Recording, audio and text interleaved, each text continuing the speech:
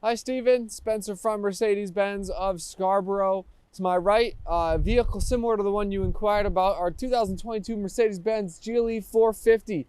This vehicle is black. Exterior has a black interior. AMG line is our sport styling, diamond-studded grille, more sport chrome front bumpers, LED headlights, painted fender flares.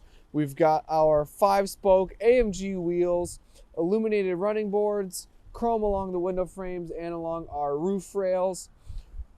Around the back of the vehicle, wraparound LED taillights, GLE 450 4MATIC badging is our all-wheel drive system, chrome load sill guard, factory trailer hitch, dual-tipped exhaust, parking sensors in the front and the back of the vehicle, a gorgeous black interior. Let's take a closer look at the inside. Inside the GLE 450, we can take a closer look at the interior. Black interior, natural grain, gray wood trim. We have an upgraded Burmeister surround sound system, heated and ventilated seats, power seats for the driver and passenger, two 12-inch displays for our digital instrument cluster, phone navigation, Apple CarPlay, Android Auto.